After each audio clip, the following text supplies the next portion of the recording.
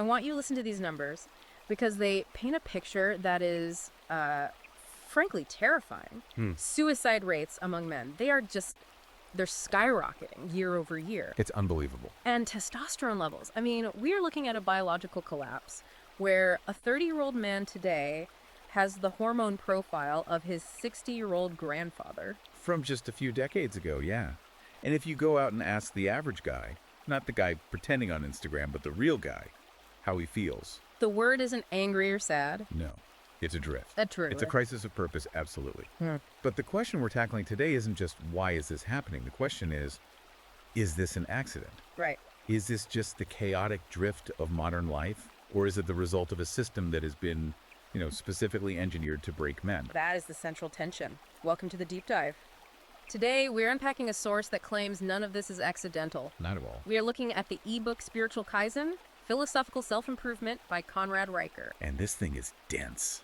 It is. And I have to say, right off the bat, if you appreciate us taking the time to dig through these heavy sources so you don't have to go in blind, please hit that like and subscribe button right now. It really helps us keep the lights on and keep finding this material.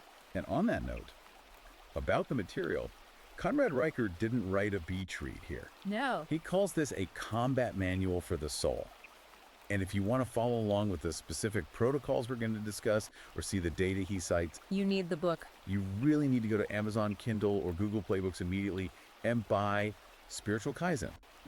What we're doing today is an analysis, but the book itself, that's the toolkit. Exactly. And Riker's writing this for a very specific audience. He's writing for men who feel like the deck is stacked against them. He's tapping right into that red pill or manosphere perspective. Yeah, arguing that our major institutions, academia, media, the government, they've been captured by ideologies that are fundamentally hostile to masculinity. He uses the term the cathedral to describe that whole complex. And his thesis is that you cannot vote your way out of this. You can't complain your way out of it. So what's the exit? The only exit is through what he calls spiritual Kaizen, a ruthless, continuous process of rebuilding your own personal sovereignty. And what I found most fascinating is where he starts his diagnosis. I expected him to start with, the 1960s or something. The Industrial Revolution, maybe? Right, but he goes back way further. He starts with Genesis. Genesis. It's a theological foundation that it sets the stage for everything else. Riker argues that most modern interpretations of the Adam and Eve story are just. They're flawed. Because they focus on the fruit. They focus on the fruit. He focuses on the silence. Okay, because the story is usually Eve eats the apple, Adam eats the apple, it all goes wrong. Right. But Riker points out a specific detail in the timeline. He emphasizes that in the biblical account, God spoke to Adam first. Before Eve was even created. Exactly. The command to not eat from the tree was given to Adam. And for Riker, this is crucial because it places the burden of moral agency, of maintaining order, squarely on the man. So when the snake shows up and starts negotiating with Eve, Adam isn't just some innocent bystander. No. Riker argues Adam is the custodian who failed to do his job. The first rebellion wasn't eating the fruit. It was Adam standing there, silently. Silently, while the order he was sworn to protect was being dismantled. Riker calls this the passive abdication.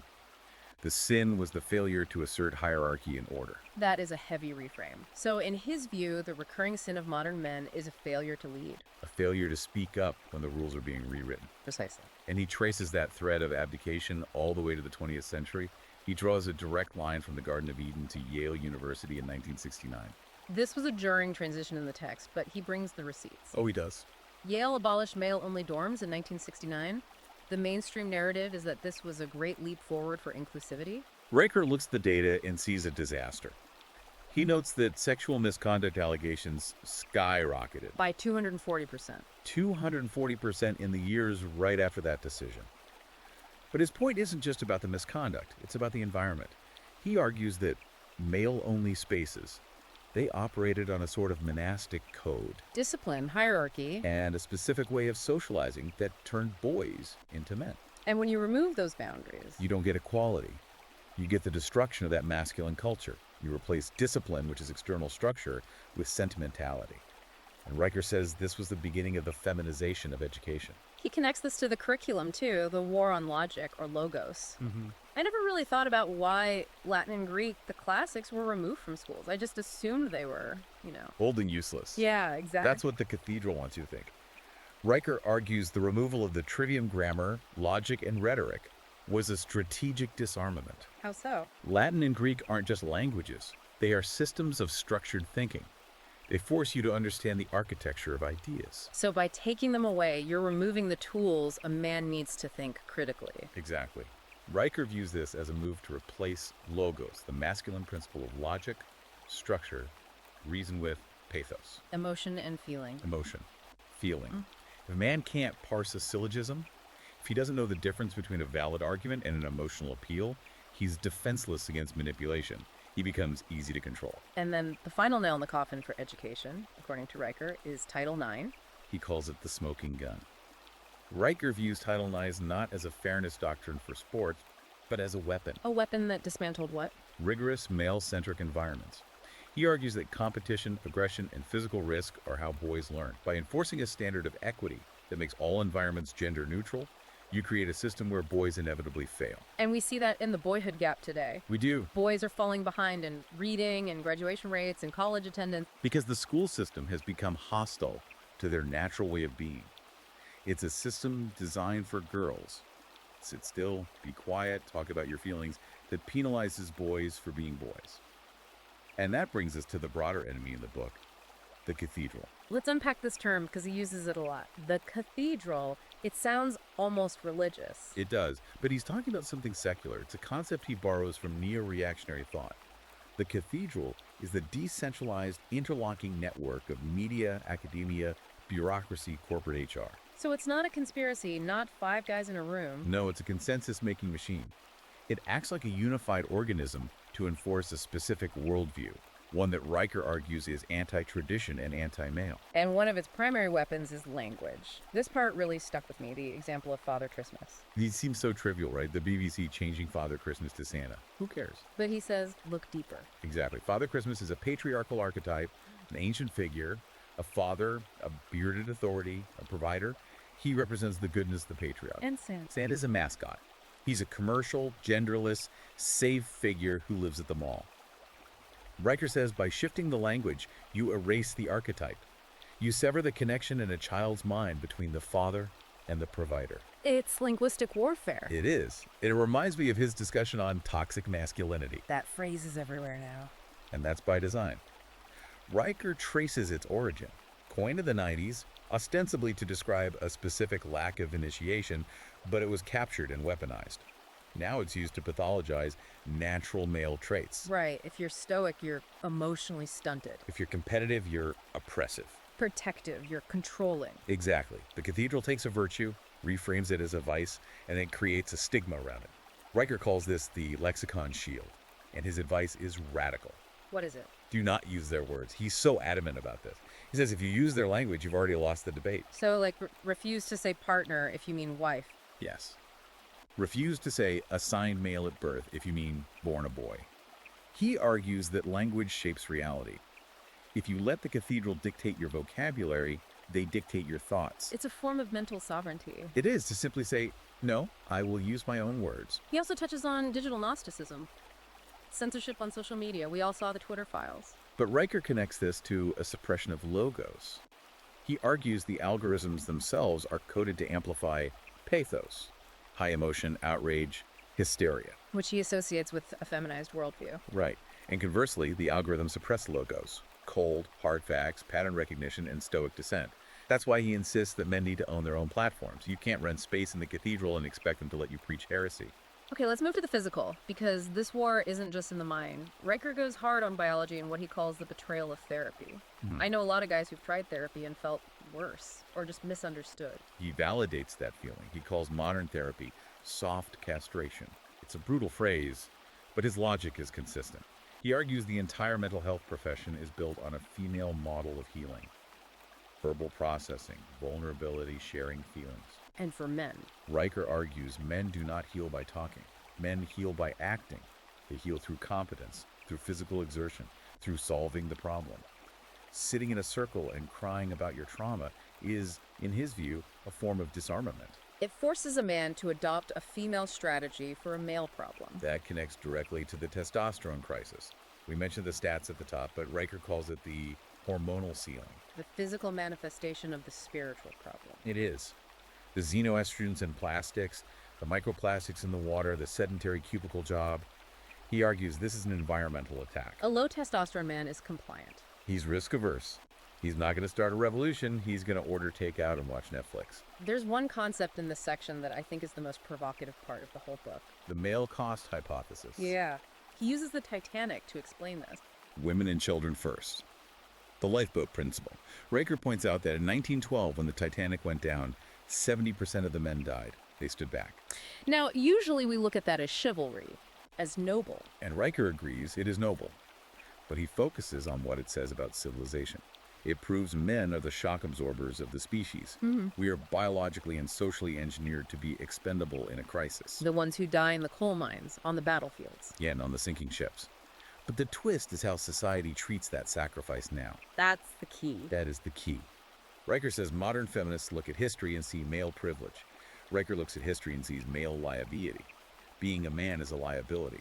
You are expected to die so others can live. And his anger comes from the fact that this duty is currently unrewarded. Unrewarded and demonized. Society demands the sacrifice of the Titanic, but demonizes the masculinity that makes that sacrifice possible. They want the protection, but they hate the protector. Man, that puts things in perspective. So, we have the diagnosis, the game is rigged, what do? Riker doesn't just complain, he gives a protocol. He does. Spiritual Kaizen. From the Japanese industrial term. Continuous improvement. And for Riker, this starts with the Warrior's Dawn Protocol. This is where the rubber meets the road. This is the 5 a.m. stuff. It is. But he's not telling you to wake up at 5 a.m. to check your email or hustle for your boss. It's a ritual of sovereignty. Okay, so what does it entail? Waking at 5 a.m. and immediately hitting cold exposure ice baths or cold showers. Why the cold? Is it just for the health benefits? It's about the will. Riker says modern life is too comfortable. By forcing yourself into freezing water first thing, you are spiking your testosterone, yes, but you're also asserting dominance over your own comfort. You're telling your body, I am in charge. You're reclaiming logos over the pathos of physical comfort. He also talks about the father principle, or paternal sovereignty. This is some tough love for the dads listening. Oh, yeah. He completely rejects the modern friends with your kids parenting style. He argues the father is the keystone of the family arch. If the father is weak, if he's just a buddy, the structure collapses. He calls for a return to being a moral authority and a disciplinarian. You weren't there to be liked. You are there to structure their world. You are the wall that protects them from the chaos outside. And you can't do it alone. He talks about the council, brotherhood. This goes back to the men's ring. Riker argues men need male-only spaces. Not to drink beer and watch sports, that's just sedation. He means spaces to sharpen each other. Exactly. He suggests fire rituals. Literal gatherings around a fire where men hold each other accountable, share burdens, and plan. And he contrasts this with the digital world, right? He has zero patience for incel forums or complaining online. He calls that digital isolation. Yeah. You need real, physical brotherhood, men you can look in the eye. That is where sovereignty is built. There's also this long-term thinking he demands. The legacy law. He uses the Cuck family as an example. Right, and whether you like their politics or not. The method is what matters. The Cooks didn't just build a business, they built a 100-year plan. They built a worldview and passed it down. And Riker's saying men today are too short-sighted. We are thinking about the weekend. We need to be thinking about what our great-grandchildren will believe. If you aren't catechizing your children with your values, the cathedral will catechize them with theirs. That leads to his 1% rule. Action over emotion. Action rebuilds agency. If you improve 1% every day, the compound effect is massive.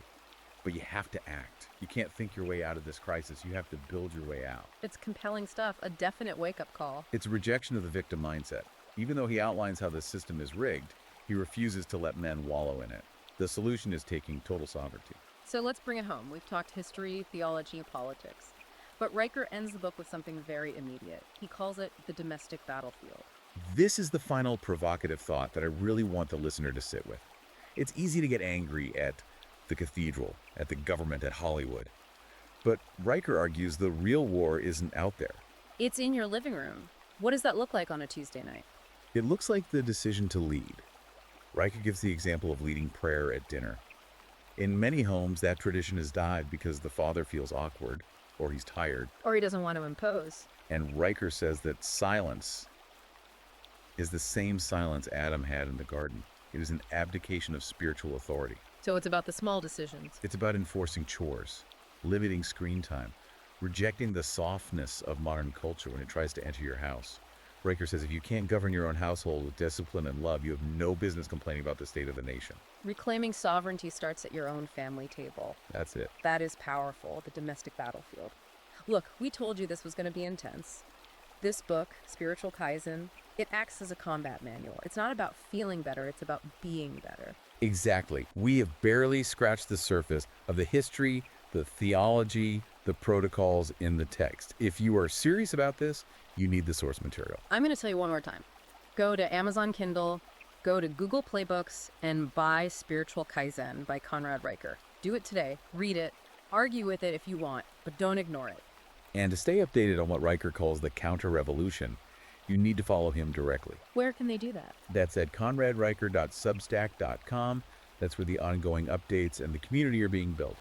And finally, if you got value from this deep dive, if this sparked something in you, whether it was anger or agreement or just a realization that things are different than you thought, make sure you like and subscribe to the deep dive. We are going to keep bringing you the insights that the mainstream might ignore. Until next time, stay sharp. And keep building.